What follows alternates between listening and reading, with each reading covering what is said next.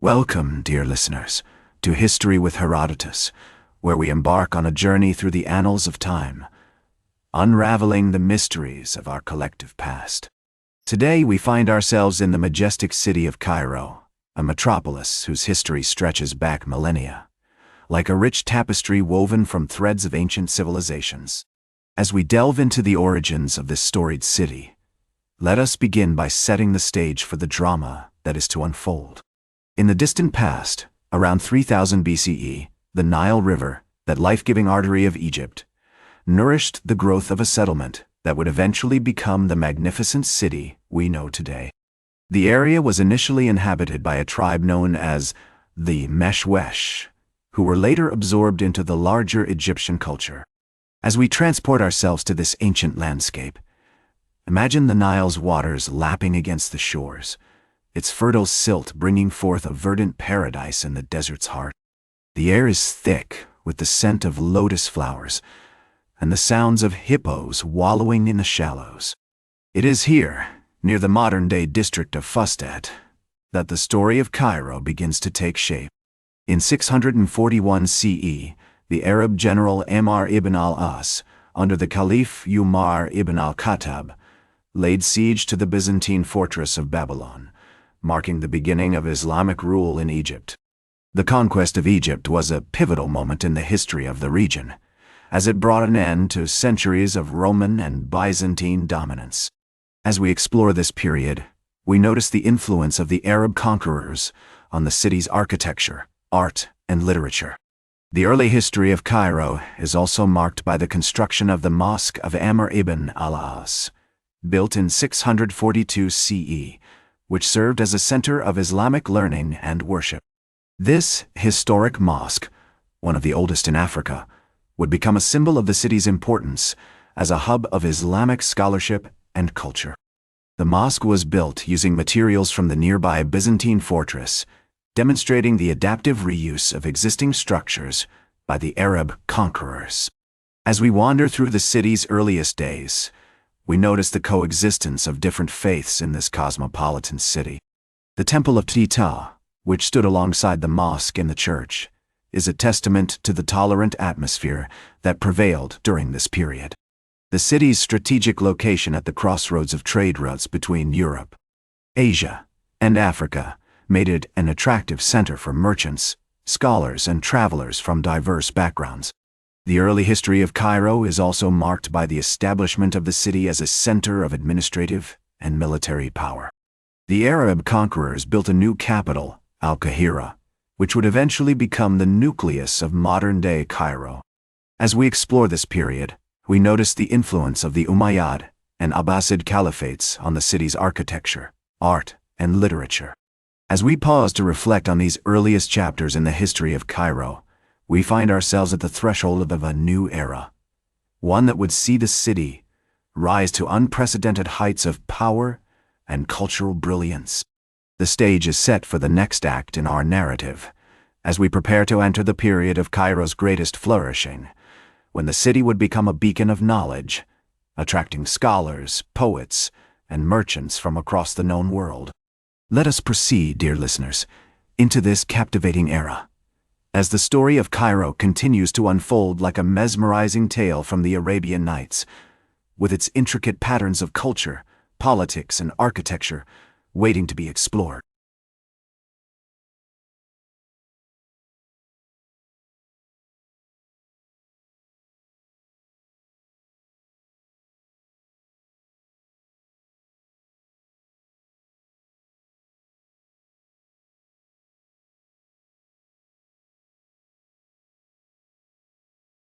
Welcome back to History with Herodotus, as we continue our journey through the captivating tale of Cairo's rise to greatness. It is during the Fatimid period, which began in 909 CE, that we see the city's transformation into a center of learning and culture. The Fatimid caliphs, who were Shia Muslims, established Cairo as their capital, and it was during this time that the city's famous mosque, Al-Azhar, was built. This magnificent mosque, which would become one of the most revered institutions of Islamic learning in the world, was founded in 970 CE by the Fatimid Caliph. Al-Muizli din Allah. As we wander through the streets of Cairo during this period, we notice the vibrant atmosphere of intellectual curiosity and artistic expression. The city's famous House of Wisdom, a renowned center of learning, attracted scholars from all over the Islamic world, who came to study and translate the works of ancient Greek philosophers, such as Aristotle and Euclid. The Fatimid caliphs were also patrons of the arts, and their court was renowned for its poets, musicians, and craftsmen. One of the most notable figures of this era was the famous Islamic scholar Al-Khwarizmi, who lived in Cairo during the 9th century. Al-Khwarizmi, who is often credited with inventing algebra, wrote extensively on mathematics, astronomy, and geography, and his works would go on to influence scholars in Europe for centuries to come. As we explore the city's architecture during this period, we notice the distinctive Fatimid style, which blended elements of Islamic, Coptic, and Byzantine design.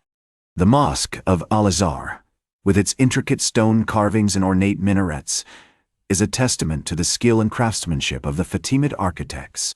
The city's strategic location at the crossroads of trade routes also made it an important center of commerce, attracting merchants from all over the world. The famous Bazaar of Cairo, which was established during this period, was a hub of activity, where merchants traded in spices, textiles, and other exotic goods. As we reflect on this golden age of Cairo's history, we are reminded of the words of the great Islamic historian Ibn Khaldun, who wrote, "Cairo is the city of cities, the mother of the world, and the hub of the universe." Indeed, during this period, Cairo was a beacon of knowledge, culture, and prosperity, attracting people from all over the world. As we pause to appreciate the achievements of this era, we find ourselves at the threshold of a new chapter in Cairo's story, one that would see the city face challenges and changes that would shape its future. Let us proceed, dear listeners, into the final act of our narrative, as we explore the decline and aftermath of Cairo's golden age, and reflect on the lasting legacy of this captivating city.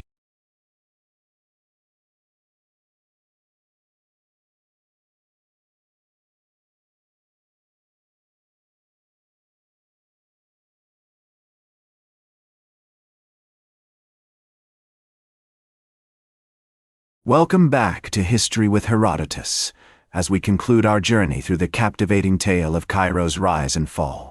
It is during the Ayyubid period, which began in 1171 CE, that we see the beginning of Cairo's decline as a center of power and learning. The Ayyubid dynasty, founded by Saladin, marked a significant shift in the city's fortunes, as the focus turned from intellectual pursuits to military campaigns against the Crusaders. While Saladin's victory over the Crusaders in 1187 CE was a significant achievement, it also marked the beginning of a period of instability and conflict that would plague Cairo for centuries. As we explore the city's architecture during this period, we notice the influence of the Ayyubid style, which emphasized fortifications and military architecture. The citadel of Cairo, built by Saladin in 1176 CE, is a testament to the city's newfound focus on military power. However, this shift in priorities also led to a decline in the city's intellectual and cultural pursuits. The Mamluk period, which began in 1250 CE, saw a further decline in Cairo's fortunes. The Mamluks, who were slave soldiers of Turkic origin, ruled Egypt with an iron fist, and their reign was marked by corruption, mismanagement, and strife. Despite this, the city continued to be an important center of trade and commerce, attracting merchants from all over the world. One of the most notable events of this period was the Black Death, which struck Cairo in 1348 CE, killing an estimated 200,000 people. This devastating pandemic had a profound impact on the city's population and economy, leading to widespread poverty, instability, and social unrest. As we reflect on the decline and aftermath of Cairo's golden age, we are reminded that even the greatest civilizations must eventually face challenges and transformations. Despite its decline, Cairo continued to be an important center of culture, learning, and commerce, attracting scholars, merchants, and travelers from all over the world. Today, As we look back on the captivating tale of Cairo's rise and fall, we are struck by the city's enduring legacy. From the majestic mosque of Al-Azhar to the bustling bazaar of Khan el-Khalili, Don't Ira, Iliyas or dazzling bazaar of Khan el-Khalili, Cairo remains a vibrant and fascinating city, full of history, culture, and life. As the great Islamic historian Ibn Khaldun once wrote, "Cairo is the city of cities, the mother of the world, and the hub of the universe." Indeed, Cairo's story is a testament to the power of human creativity, resilience, and determination. And so, dear listeners, we conclude our journey through the history of Cairo. We hope that you have enjoyed this captivating tale of rise and fall, and that you will join us again soon as we explore more fascinating stories from the annals of history. Until next time, farewell. That's all for today's History with Herodotus. Remember to like, share, and subscribe. And until next time, remember that to understand the present, we must first understand the past.